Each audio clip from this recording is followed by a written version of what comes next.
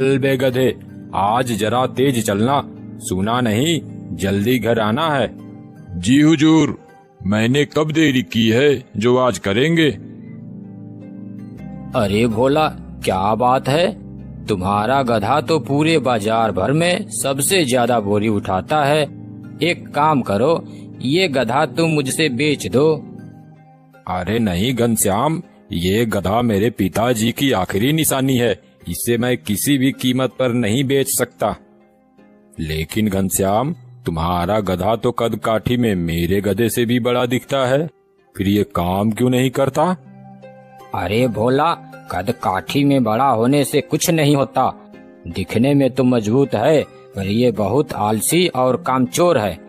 दिन भर खाता है और काम के नाम पर ढेला भी नहीं हिलाता। क्यों बे गधा, क्या ये सच कह रहा है? तू आलसी है? देखो, काम से भागने वाला कोई भी गधा नहीं चलेगा। तुम अभी तक यहीं बैठी हो, सोई नहीं? कैसे सो जाती, आपकी फिक्र हो रही थी। आपने इतना देर जो कर दिया।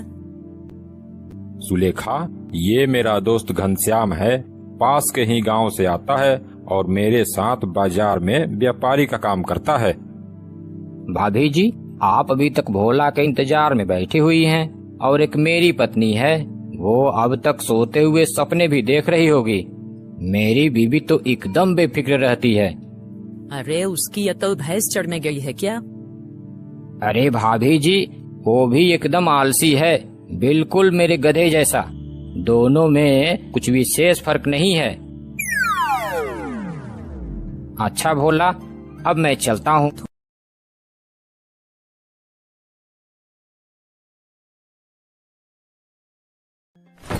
बाप रे, ये बोरियां तो पहाड़ जितनी भारी है, मेरी तो कमर ही टूट गई। बचाओ, अरे कोई मुझे इस जल्लाद से बचाओ। अबे चुप, तेरा यही रोज का नाटक है। खाना तो दबाकर खाता है, उस वक्त सब ठीक होता है, और काम करते वक्त तेरी हड्डियां टूटने लगती है।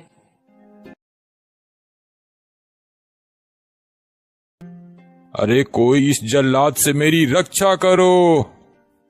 घनश्याम, लगता है आज तेरा गधा बीमार है। चल, अपनी बोरियां मेरे गधे पर रख दे, आज इसे आराम करने दे। मुझे मूर्ख समझा है बच्चू, शरीर से गधा हूँ, दिमाग से नहीं।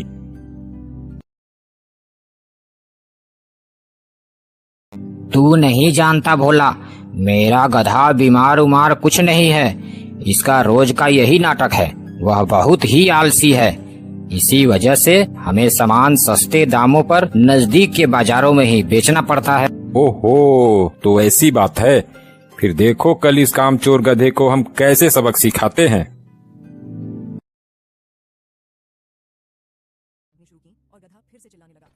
अरे मर गया रे, कोई बचाओ मुझे, मेरी हड्डियां टूट गई। अरे रहने दे घनश्याम, आज भी इसे बाजार नहीं ले जाएंगे। इसे आज भी यहीं आराम करने दे, और इसकी पीठ पर लदी बोरियों को भी नहीं उतारना। आज इसे ऐसे ही छोड़ दे। सुन रहा है ना, आज तुझे इन्हीं बोरियों के साथ आराम मिलेगा। अरे नहीं नहीं, ऐसा मत करो, मैं मर जाऊंगा। अब से जैसा कहोगे मैं वैसा ही करूंगा। भोला, तेरी सलाह ने तो कमाल कर दिया। मेरा गधा बिना नाटक किए काम करने लगा। वो देख कैसे चुपचाप बोरी लिए इधर ही आ रहा है। देखा, कभी कभी आलसियों को झूठी सहानुभूति नहीं बल्कि सख्त सबक चाहिए। अब से यह रोज की तरह नाटक नहीं कर। आहा, ये तो बहुत स्वादिष्ट होगा।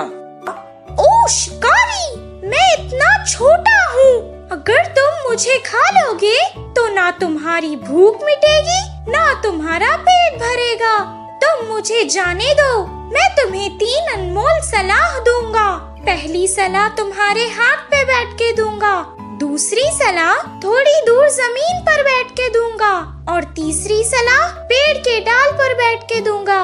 मेरी ये 3 सलाहों को अगर सुनोगे तो तुम अपनी जिंदगी खुशी से बिता पाओगे। हाँ, ये बात सही है। इसे खाकर मेरा पेट भी नहीं भरेगा। इसे जाने देता हूँ। ये मुझे सलाह भी तो दे रहा है। इससे शायद मेरी जिंदगी भी आसान हो जाएगी।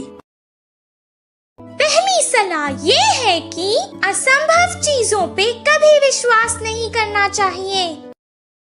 दूसरी सलाह ये है कि जो गुजर गया उस पर कभी अफसोस नहीं करना चाहिए। मेरे पेट में बहुत सारा सोना है। अगर तुम उसे ले लेते तो तुम्हारी 7 पीढ़ियां आराम से बैठकर खा सकती थी।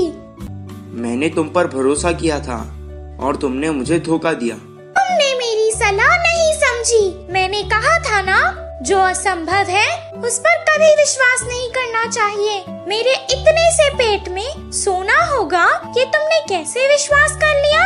अगर मेरे पेट में सोना होता तो जब तुमने मुझे पकड़ा था तभी तुमने मेरा भार देखकर अंदाजा लगा लिया होता। जो गुजर गया उस पर कभी अफसोस नहीं करना चाहिए।